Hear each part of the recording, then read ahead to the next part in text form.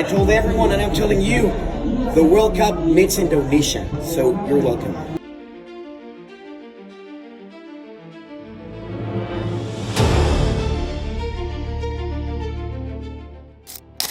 Pernah kepikiran gak sih gimana rasanya ngelihat panggung sepak bola paling megah di bumi, turnamen yang harusnya jadi tempat adu gengsi taktik dan skill tingkat dewa, malah berubah jadi ajang tarkam berdarah.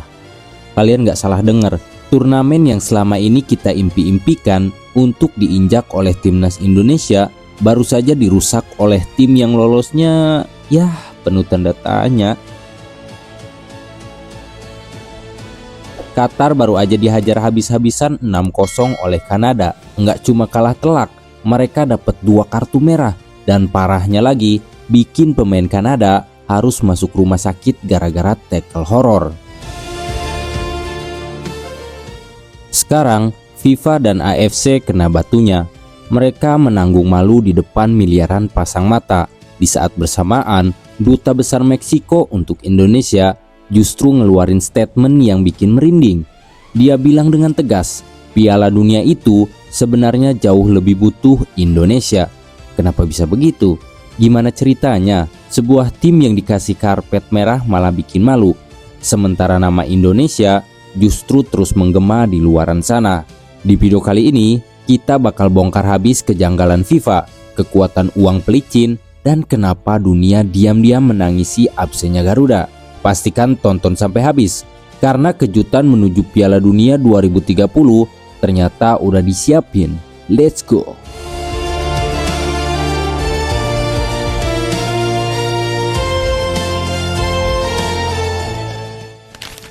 Buat kalian yang ngikutin kualifikasi Piala Dunia kemarin, pasti masih ingat betapa pedihnya saat langkah timnas Indonesia, Oman, dan Uni Emirates Arab harus terhenti di putaran keempat zona Asia. Di sisi lain, Arab Saudi dan Qatar melenggang mulus.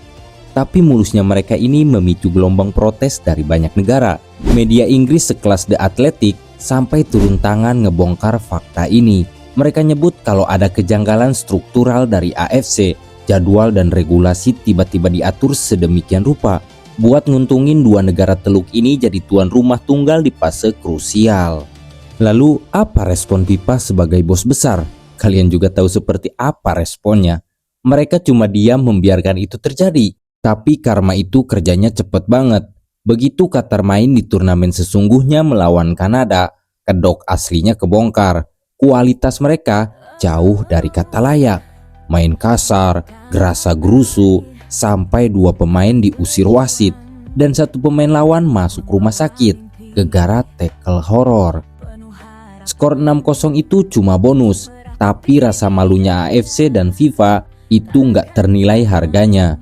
Mereka punya wakil Asia, tapi kelakuannya menciderai fair play. Pertanyaannya, kenapa FIFA dan AFC seolah tutup mata dari awal? Ya apalagi kalau bukan gegara duit. Sepak bola modern bukan cuma soal taktik di lapangan hijau lagi, tapi udah geser ke adu kuat pengaruh politik dan finansial.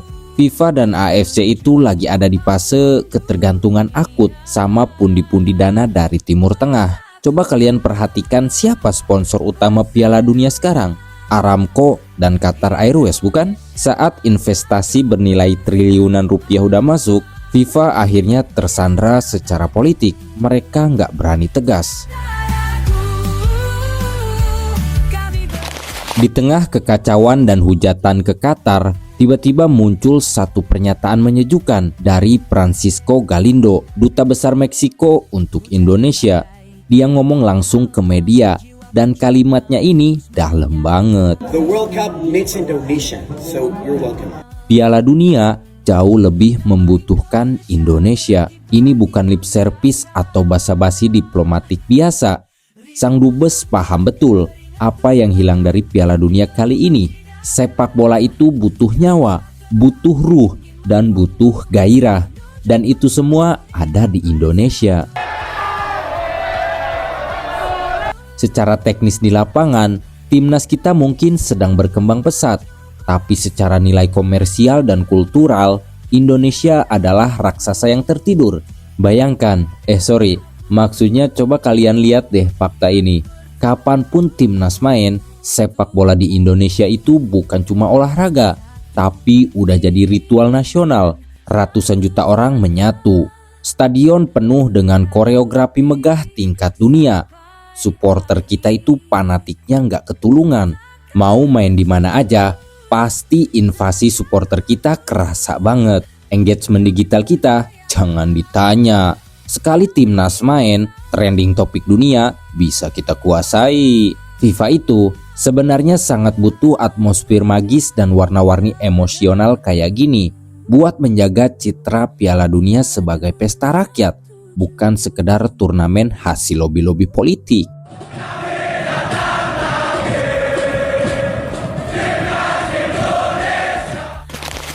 Nah, setelah melihat semua drama ini, pertanyaannya, kapan giliran kita? Jawabannya mungkin lebih cepat dari yang kalian kira. Saat ini, di belakang layar, roda gigi mesin timnas sedang berputar kencang. PSSI di bawah komando Erick Thohir, pelatih John Hartman, dan dukungan penuh dari Presiden Prabowo Subianto lagi menyusun master plan gila untuk Piala Dunia 2030. Kualifikasinya bahkan udah bakal dimulai bulan September tahun depan. John Hartman, pelatih asal Inggris yang menangani tim kita saat ini, bikin pernyataan yang bikin merinding. Dia bilang, "Saya belum menonton Piala Dunia karena satu-satunya hal yang ada di pikiran saya adalah gimana caranya Indonesia lolos kualifikasi." Dia tahu persis, dia memikul harapan 280 juta jiwa. Dia dan timnya terobsesi setiap hari untuk membawa kita ke sana. Karena Hartman sadar betul kalau sampai Indonesia tembus ke Piala Dunia 2030, itu akan mengubah segala aspek di negara kita selamanya.